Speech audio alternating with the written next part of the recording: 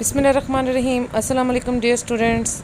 Let's start the study of electromagnetic induction with Dr. Saida Noreen. Today we are going to start our new chapter of electromagnetic induction, that is chapter number 15 in your books.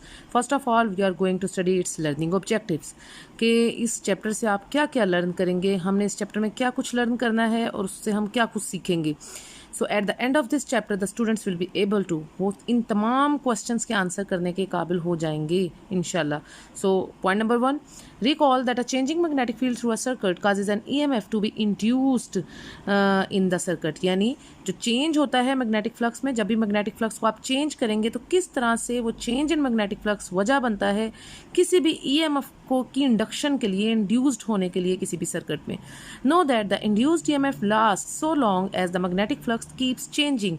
और वो तब तक रहेगी, जो induction है, induced EMF है, induction का process तब तक होता रहेगा जब तक के चेंज इन मैग्नेटिक फील्ड होता रहेगा. उसके बाद डिटरमाइन मोशनल EMF, हम मोशनल EMF देखेंगे कि व्हाट इज़ मोशनल EMF और वो किस तरह से due to the motion of a conductor जो है वो EMF इंड्यूस होती है. ये सारा हम इन डिटेल पढ़ेंगे इंशाल्लाह. उसके बाद use Faraday's law of electromagnetic induction to determine the magnitude of induced EMF.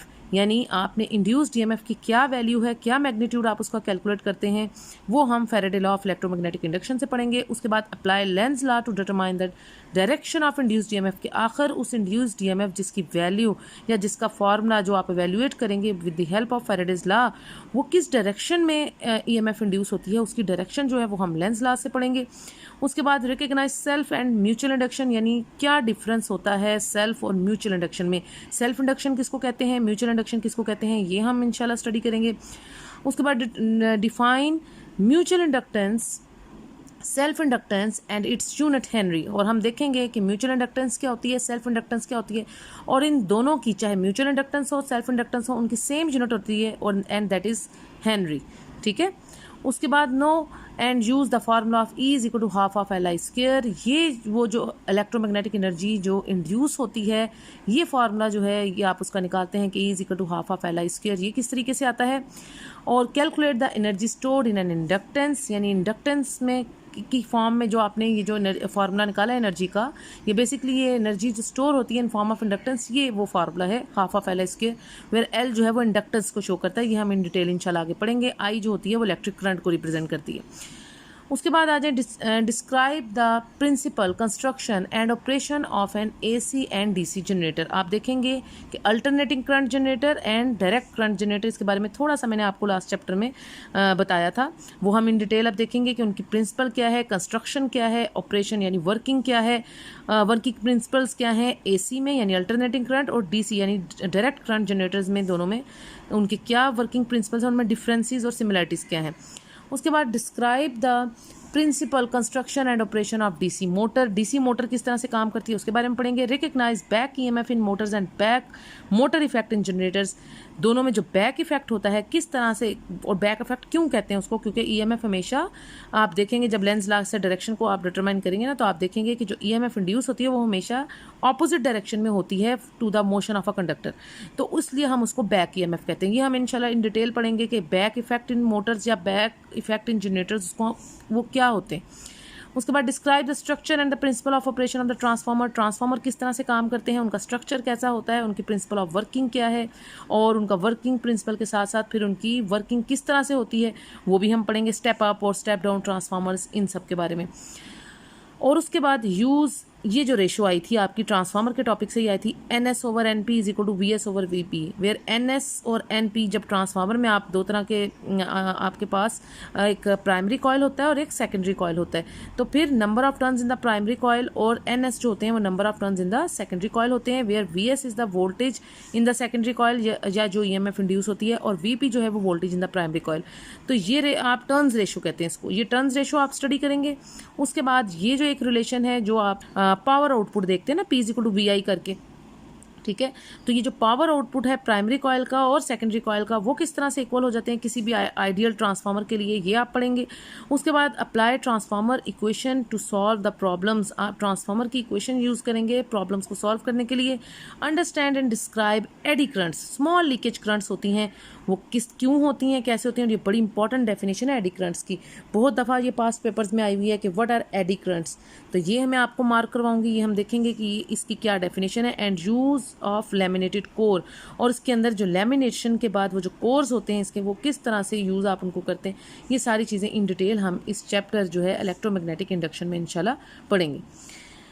अब सबसे पहले ये जो फर्स्ट पैराग्राफ होता है किसी भी चैप्टर का, जो इंट्रोडक्टरी आपका टॉपिक जो एक पैराग्राफ होता है, वो बड़ा इंपॉर्टेंट होता है, क्योंकि उसमें जो चीज़ें आ जाती हैं, एक तो उसमें उसकी डेफिनेशन भी आ जाती है पूरे होल चैप्टर की, और साथ साथ जो साइंटिस्ट जिन्होंने उस पर काम किया होता है उसके बारे में आपको पता चलता है, जो वो आप MCQs में आपसे वो अक्सर पूछ लेते हैं। As soon as the Oersted discovered that the electric currents produce magnetic fields, many scientist began to look for the reverse effect. यानी सबसे पहले ओरिस्टर ने डिस्कवर किया था ना कि किस तरह से इलेक्ट्रिक करंट्स जो हैं वो मैग्नेटिक फील्ड्स को प्रोड्यूस करती हैं, तो फिर साथ ही ये डिस्कवरी शुरू हो गई थी, बहुत सारे साइंटिस्ट ने ये सोचना शुरू कर दिया कि रिवर्स इफेक्ट भी होता होगा, यानी जिस तरह से इलेक्ट्रिक करंट मैग्नेटिक फील्ड्स को जनरेट करती हैं, तो मैग्नेटिक फील्ड्स भी इलेक्ट्रिक करंट्स को जनरेट कर सकती हैं।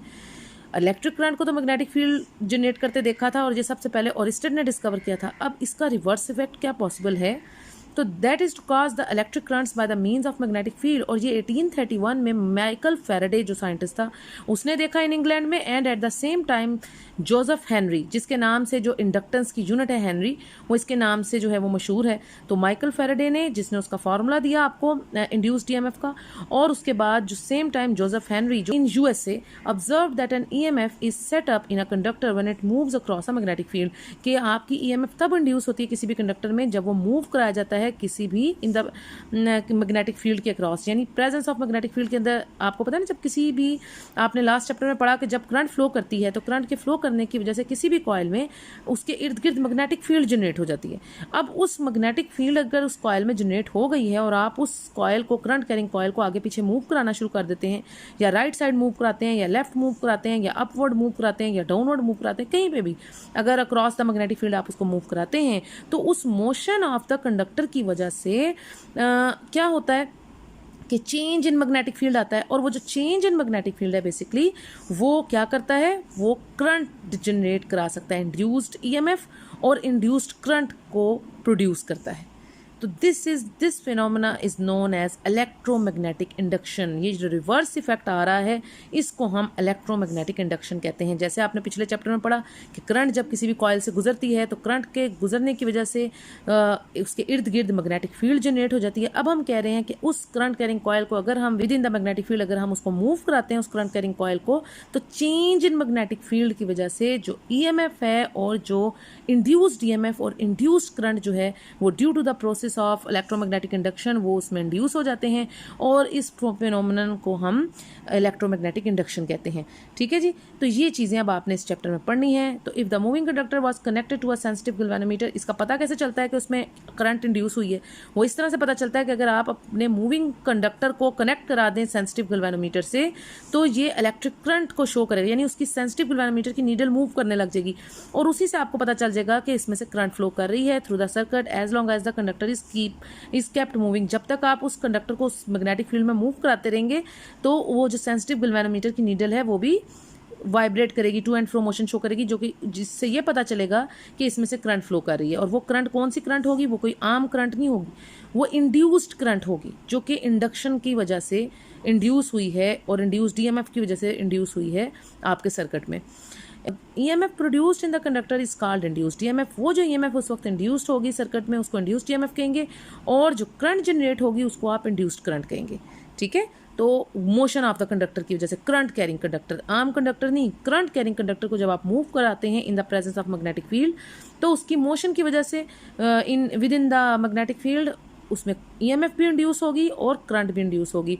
तो वो जो ईएमएफ उस वक्त प्रोड्यूस होगी उसको आप इंड्यूस्ड ईएमएफ, और करंट जो जनरेट होगी उसे इंड्यूस करंट कहेंगे। This phenomenon is known as electromagnetic induction. इस फिनोमिनन को आप इलेक्ट्रोमैग्नेटिक इंडक्शन कहेंगे। तो यहाँ से आप इसकी डेफिनेशन भी मार्क कर सकते हैं कि what is electromagnetic induction. Electromagnetic induction जो है यहाँ से आप इसको स्टार्ट करेंगे, आप उसे एन ईएमएफ यहाँ से करें ताकि उसकी प्रॉपर सेंस बन जाए। तो ये आपकी डेफिनेशन है किसकी, इलेक्ट्रोमैग्नेटिक इंडक्शन की। तो ये हमने इसकी डेफिनेशन जो है वो मार्क कर ली यहाँ से, एन ईएमएफ से लेके एंड तक इलेक्ट्रोमैग्नेटिक इंडक्शन। तो ये आपकी बेसिक डेफिनेशन है इस चैप्टर की। और आपने ये पॉइंट्स बहुत इंपॉर्टेंट है, ओरिस्टेड ने डिस्कवर किया था क्या कि इलेक्ट्रिक करंट्स जहाँ से प्रोड्यूस होती हैं तो उसके इर्द गिर्द मैग्नेटिक फील्ड जनरेट होता है। ये ओरिस्टेड ने डिस्कवर किया था, ठीक है। और उसके बाद इलेक्ट्रोमैग्नेटिक इंडक्शन का फिनोमेना 1831 में माइकल फैराडे इंग्लैंड में और जोसेफ हेनरी इन यूएसए, इन दोनों ने मिलकर किया था। माइकल फैराडे ने और सेकंड साइंटिस्ट आपका कौन था, जोसेफ हेनरी, 1831 में इन दोनों ने मिलकर ये काम किया था। और दोनों ने ये ऑब्जर्व किया था कि आपकी इलेक्ट्रोमैग्नेटिक इंडक्शन भी, यानी रिवर्स इफेक्ट जो है कि अगर करंट से ये आप मैग्नेटिक फील्ड प्रोड्यूस होती है तो magnetic change in magnetic field से आप इलेक्ट्रिक करंट भी जनरेट करा सकते हैं, जिसको आप इंड्यूस्ड करंट कहते हैं, ठीक है। और वो जो इंड्यूस्ड ईएमएफ और इंड्यूस्ड करंट जो प्रोड्यूस होती हैं as a result of electromagnetic induction, तो उस होल फिनोमेनन को हम इलेक्ट्रोमैग्नेटिक इंडक्शन कहते हैं। तो यहाँ से लेकर यहाँ तक आप इसकी डेफिनेशन भी मार्क कर सकते हैं। तो ये आज इसका इंट्रोडक्टरी लेक्चर था आपका चैप्टर नंबर 15 का, which is electromagnetic induction in detail. इंशाल्लाह हम ये सारे लर्निंग ऑब्जेक्टिव्स फुलफिल करेंगे eight the end of this chapter. और ईच एंड एवरी टॉपिक जो हम पढ़ेंगे इन डिटेल, आई होप कि उसके बाद आपको सारे पॉइंट्स उसके जो हैं वो अच्छे से क्लियर हो जाएंगे। If you have any problems, you can comment me in the comment section. Until the next lecture, अपना बहुत सा ख्याल रखें, दुआ में याद रखें. That's all for today, students. You can subscribe and share my channel and press the bell icon for future notifications. If you really like my lecture, then you can press the like icon also. Until the next lecture, take care. Allah Hafiz.